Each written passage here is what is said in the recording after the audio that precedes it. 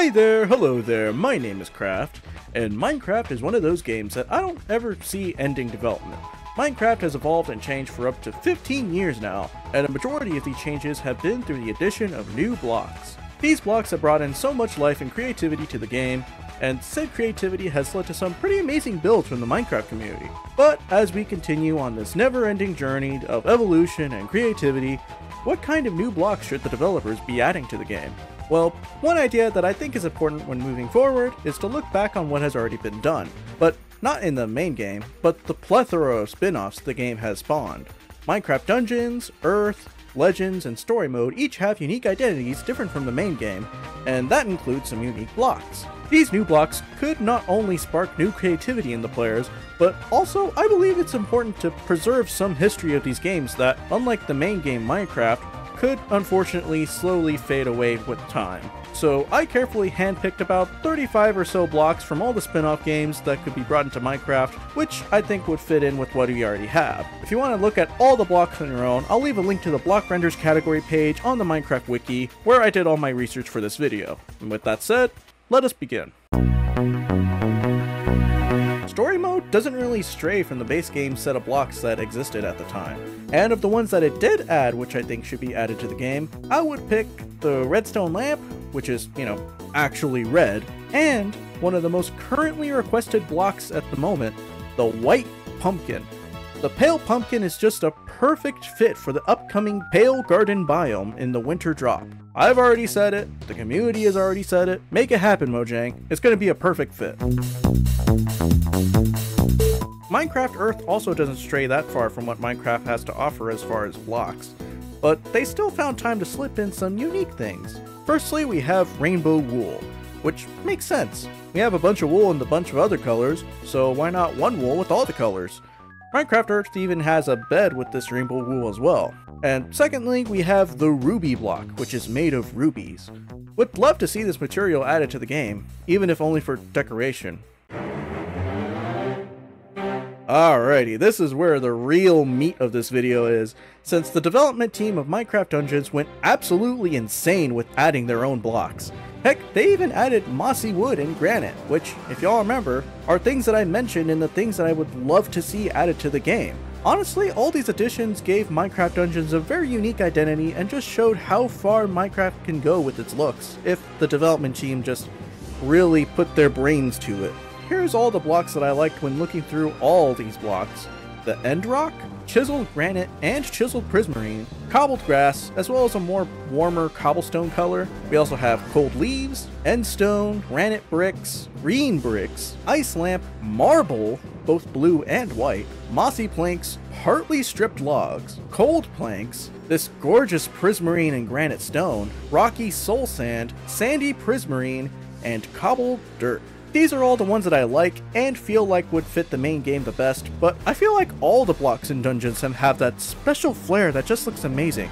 I'd also like to mention that they also have gradient blocks, where it's like there's a transitionary thing between one block to the next. And honestly, that would just be super cool to have. I might see if there are any mods that I can download to simulate that. I don't know.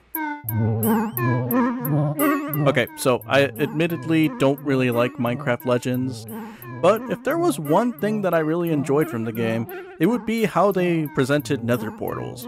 Honestly, I like the fact that it's a unified portal instead of just like segments. And honestly, I would really enjoy it if they brought that into the main game of Minecraft. Now for this category, we have a few blocks that are from the one-off updates and events in Minecraft. First, we have the baked potato bricks, which are made of potatoes. Okay, now obviously Mojang isn't just gonna bring in a block made of potatoes into the main game, especially since it's part of the April Fool's update, but the block itself actually looks pretty neat, so I think rebranding it from potatoes could actually give it a second chance at life. Okay, so I recorded all of this on Tuesday, but apparently on Wednesday, Mojang went ahead and released a Bedrock preview where they actually added resin bricks, which actually look very similar to these baked potato blocks, which honestly is very interesting that they actually went ahead and decided to add this, even if it is slightly tweaked.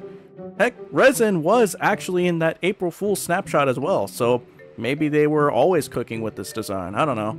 But yeah, it's actually nice to see that in some way Mojang is actually going back and adding few features, you know? I don't know, I just thought this was something cool that, you know, I want to point out.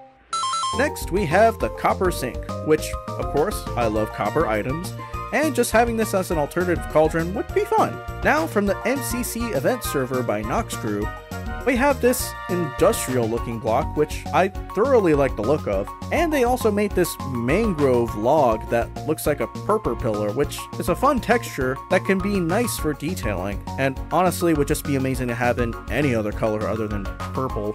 Also, I found out that they made this block, which is apparently diorite, which doesn't have the same energy as what I'm used to. Looks like we got an imposter among us. But having sus diorite sounds pretty funny, so I'll throw it into the list. The last 4 entries are cut content from throughout Minecraft's history. First, we have a piece of the Nether Portal, which could be something cool to have back in creative mode. And for decoration, we can bring back the Nether Reactor Core, which originally brought chunks of the Nether into the overworld.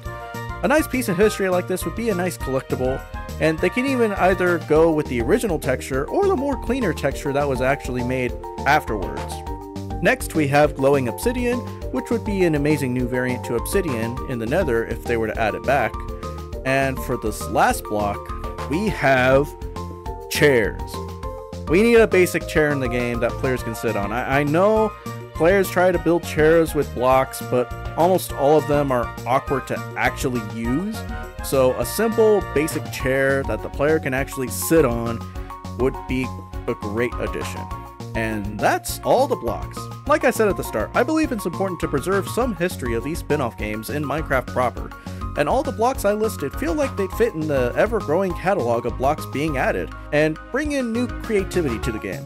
Plus, I just want more blocks. I just love building, and just having more things to build with just sounds fun. Thank you for watching. This was a fun thing to look back on. And again, I'll leave a link to the block render page in the description, so if you want to look at all the blocks for yourself, feel free to check them out. You can also let me know in the comments which blocks you'd like to see in Minecraft from these spin-off games. Be sure to like and subscribe if you enjoyed, and yeah, that'll be it for me today. I'm outta here.